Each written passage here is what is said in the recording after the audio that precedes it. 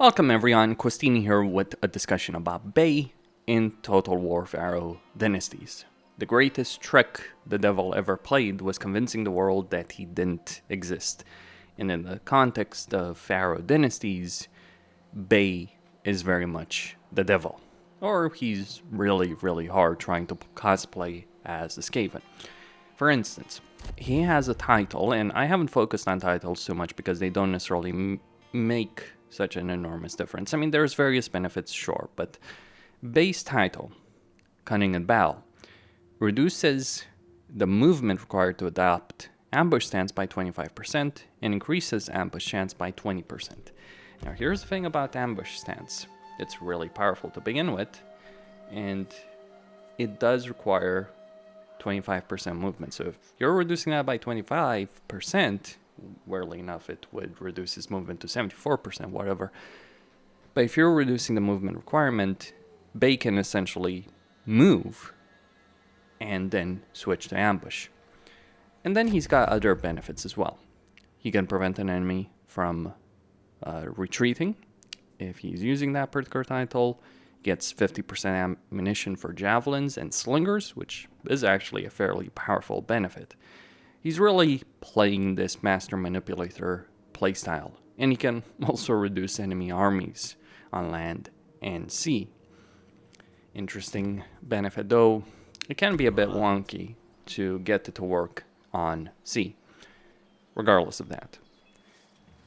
Furthermore, he can go for any tradition in the game, be it Aegean, Mesopotamian, Hittite, Egyptian, even if he doesn't have any sacred land over there. So if you want to say, join the Mesopotamian court, right, over here, and play all these factions against each other, and more importantly, access the ancient legacies that all of these factions have without enabling that by default, you have that particular ability. By my grace only. And so there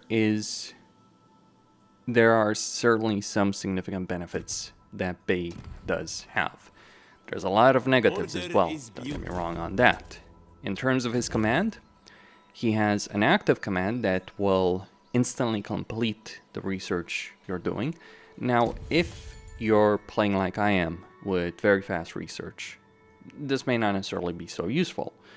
But if you're playing with baseline research speed, this is incredibly powerful because you can do research much faster than anyone else.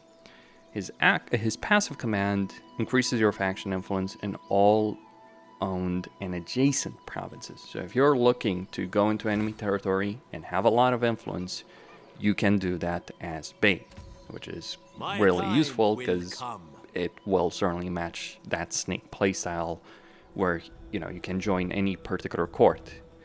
So that is really strong, really powerful, really nice to have.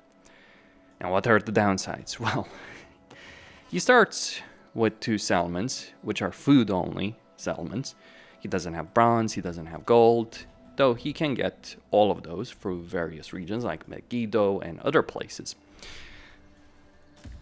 So there are certainly benefits in that respect. But he starts a war with a faction over here that has 2 armies, Hatzor. Easy enough to defeat, but can be a bit complicated because, that second army might come in to finish their job after the initial army weakens you. So you gotta be a bit careful on turn 1. The bigger problem, he doesn't start at the provincial capital, and the provincial capital is a tier 4 settlement. And this is not like Ursu at all, because Ursu starts a war with the faction that holds Damascus. So in this case, I took Damascus myself. Actually, it was easier than taking Gubla. Took Damascus myself, sold it to Ursu, and now he's my best buddy. And by the way, you can really play factions against each other as Bay.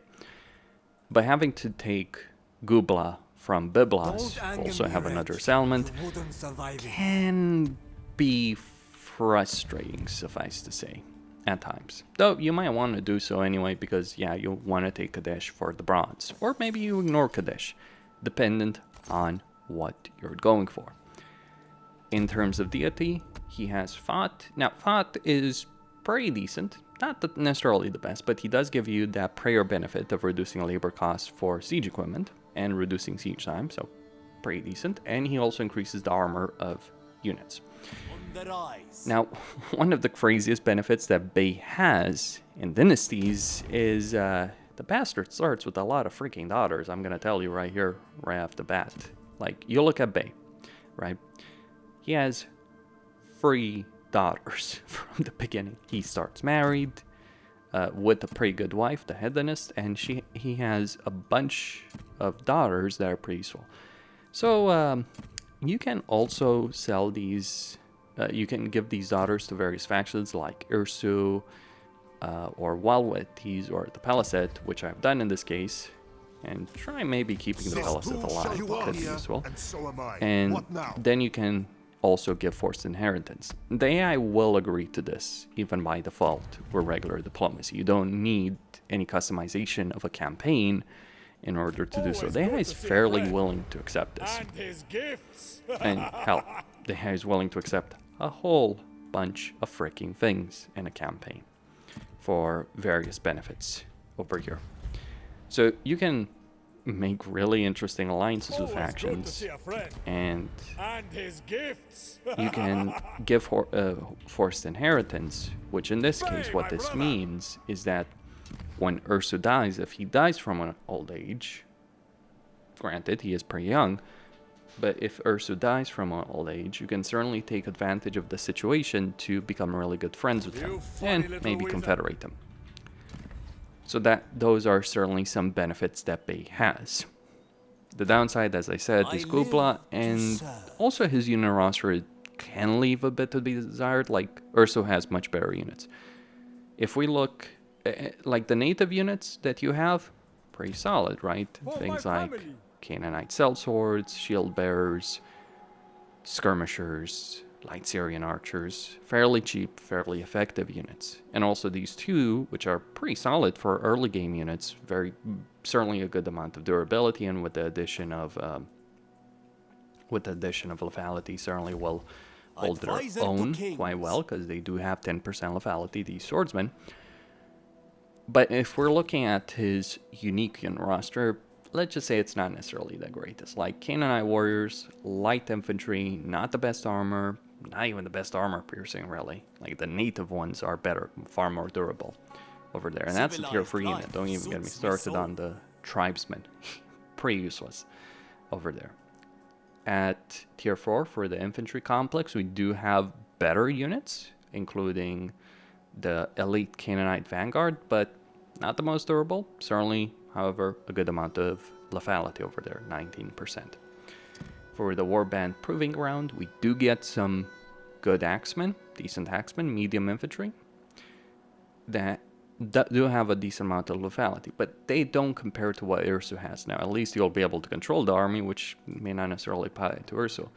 But Stalkers as a tier 5 unit, yeah, they're good, don't get me wrong on that, but they're certainly not the best tier 5 unit. They don't have the best lethality, very limited ammunition. They're obviously a melee unit, sword and shield melee unit. Yeah, kind of leaves something to be desired. Archer units, you do get slingers and ambushers, so you do get some good slingers and some good skirmishers. But again, not the best in the game. So his army is pretty lackluster, I'd have to say. His strength comes from manipulation on the campaign map. His court benefit allows you to take plots from other factions. He can work well in the campaign in terms of manipulation. He doesn't start in the best situation. It's actually a very hard situation. Like, I would certainly say it's harder than playing as Walwetes, because as Walwetes you have a lot of options. Sure, Megiddo and Ascalon may wipe you out very quickly if you're not careful with him, but you can play around that. Whereas with Bay, you do want Gubla, you do want that provincial capital, but good luck taking it. That's what I'm going to say on that subject. That is Bay's weakness. Beyond that, if you play with the Sea Peoples enabled, guess where the Sea Peoples are going to come in?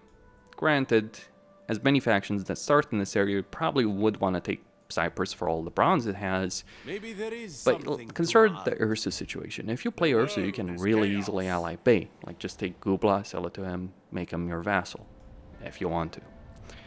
But if you're playing Bay, sure, you can ally Ursu, but you won't have the coastal defense that Bay provides in an Ursu campaign. So it is a disadvantage.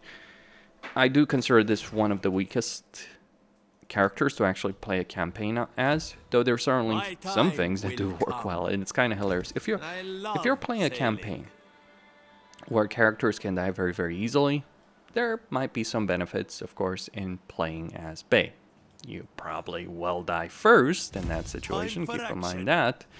But, you know, things like forced inheritance and all that would work out in your favor. Now, granted, here, that was not necessarily the best move, but still, right? Just gives you an idea. If you can take Gubla, you eliminate that faction, then you can take Kadesh and deal with other things in your campaign. And you do have the flexibility that the Canaanites do inherently provide. But I'm going to say it, Ursa is the better campaign, by far. Better unit roster, better starting position, a lot of flexibility in his campaign as well. Though the research benefit is pretty strong for Bay, so don't underestimate that. Costin signing out. Don't forget to subscribe, like, and enable notifications. Stay tuned for more. I'd recommend trying to take Gubla as quickly as possible, rely on ambushing to get the enemy to sally out, use 2 armies, recruit as many troops, take Damascus first, then worry about Gubla. That would be my campaign plan, and eventually work on Megiddo. You can be good friends with Walwetes and Ursu, so that can be useful, and if Walwetes is convinced to settle down in Megiddo, then your southern flank will be secure. Stay tuned for more.